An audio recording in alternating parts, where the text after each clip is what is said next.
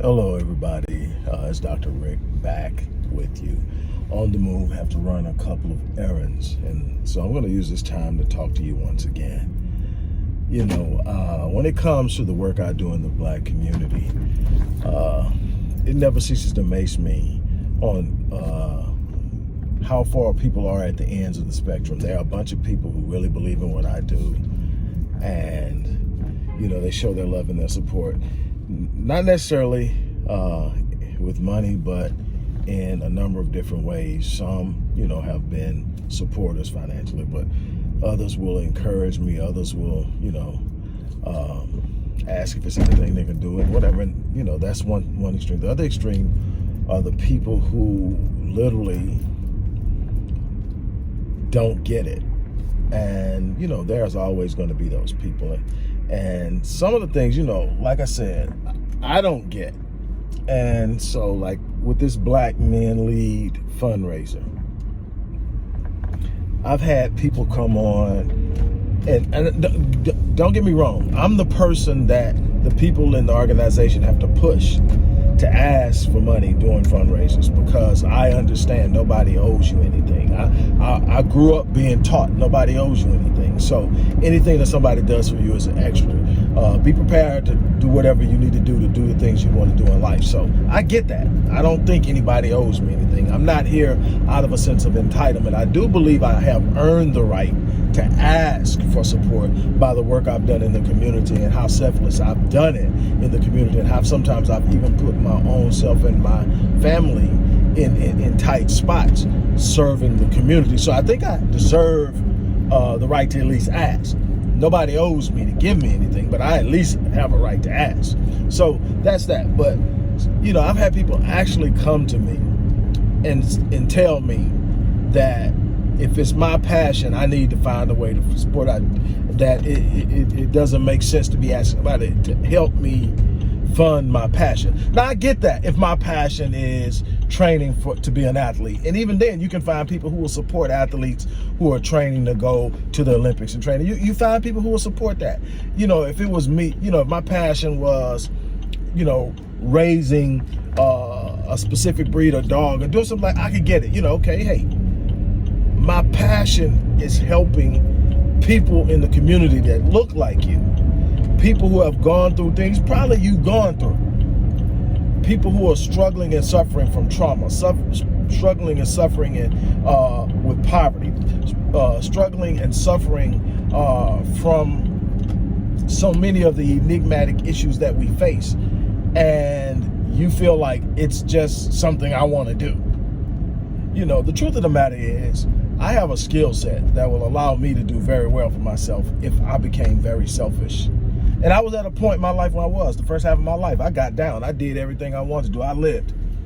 And I decided that I wasn't leaving a legacy. I decided that I wasn't making an impact on the world. I decided that I was accumulating things, but I wasn't going to be able to leave anything. And a switch went off, and I said, you know what? I'm going to make a difference in something that matters to me. And nothing matters to me more than being able to see my people rise up out of something that was meant to destroy them. And I've worked diligently to do that. Even before I made up in my mind in this, I was giving to organizations. I was putting money, but I wasn't truly, totally all in. It wasn't a part of who I was at the time. It wasn't an identity. It was just me, you know, taking what I had and doing something with it. What I've given since then has been a sacrifice. It's been an offering of myself to something greater than myself. And so when someone says to me that they, you know, I should never even ask for support in doing this, if it was about me, I wouldn't need to ask. I have a skill set that can support me well, and my family's okay. So I'm good. You know, I could walk away from this thing and be great. And Dr. Blanchard and I, we talk about this a lot. And, you know, how, you know, I could easily sit up there and walk away from this, because a lot of the difficulty I do run into in my business is because of my unapologetic approach to Blackness. You know, because I refuse to back down and rephrase something I've said to make another group feel comfortable. Not gonna do it. So, but what if I did take that? What if I said, the hell with all this, man, I'm finna eat. I'm about to eat. Forget all this other stuff. I'm going for the bag. I could do that, and I could do it well. I got everything I need. I got the full skill set to get out there and get it. But I'm invested in helping my people, because if I get it and they don't, I'm a loser. That's my mindset. Somebody else, that might not be you. Somebody else, that might not be what you're about. You might not think that way. You might not see it that way. But for me, I want to see black men win. I want to see black women win. I want to see the black family restored. I want to see black women feel safe in the presence of black men. I want black men to finally come to an understanding that they're more than just a paycheck, and that they're not born criminal-minded and violent. I want to take what I know and put it into that. So yeah, I'm passionate about it. And yes, I'm asking for support and donations. And no, I don't feel bad because I'm asking, because I've given, and I consistently given. I'm taking phone calls every day. I'm sitting up and talking to moms who are at their wits' end because they're afraid they're going to lose their baby boy, who's no longer actually a baby. I'm at wits' end because I'm sitting up and I'm dealing with people who are struggling because they're incarcerated and their families are falling apart while they're gone. And I'm the one that's writing them. I'm the one that's encouraging them. I'm the one that's reaching out to their family and imparting what I can in many ways to their family. I'm the one that set up and developed this program, Black Men Lead, that helps to properly socialize young black males. I could have put that into a whole bunch of things that could have lined my pockets. But I saw a bigger picture. And I don't expect everybody to see the bigger picture. Very few people have the capacity to see the bigger picture. That's why they float around in life and do the things they do. But what I do take issue with is someone treating what I'm doing here as if I'm like saying, asking you to pay for my vacation or something. I'm sitting up saying, look at what I'm doing. Like I said, I can be fine by myself. I don't need anybody to help me do for me. I'm asking you to help me do for us, our people that need, because they're coming to me.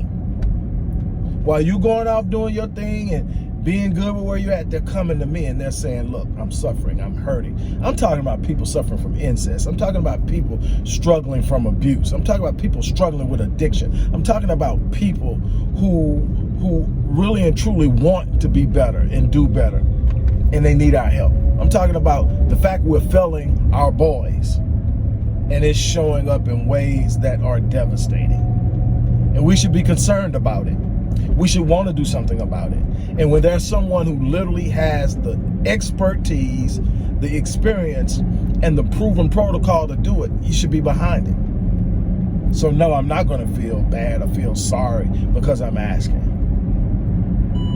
The fact that, we set out to do a small fundraiser, relatively speaking, of $10,000 and we raised $400 is an issue.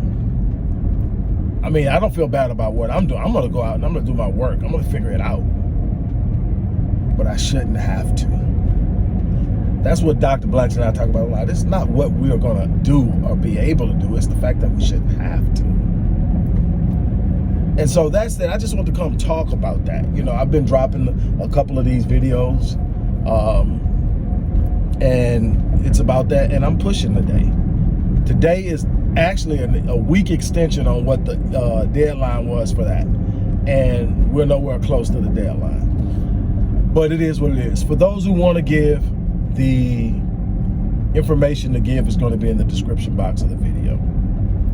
For those who want to give through Cash App, that information is in there. Well, what I am doing is, for those people who are aware of what I'm doing, follow me and know what I do as a professional. I am giving away a free rapid change breakthrough session for every person who donates at least $100. That's a $350 value that I'm giving to those who donate. The proceeds that you donate are going to the Black Men Lead, but I'm going to gift you a package where you work with me on your personal development and on a one-on-one basis. And that's what I'm doing. And that's only for today, January 14th, 2022. On that note, look, I'm going to get off of here, but I had to touch on that because it amazes me how detached we are from one another. It amazes me how disconnected and individualized we've become. And without community, we're lost. Without a caring about something other than ourselves, we're lost. Without sitting up and just being complainers. I mean, with just sitting up and being complainers, we're lost. We've already defeated ourselves. On that note, I'm out of here.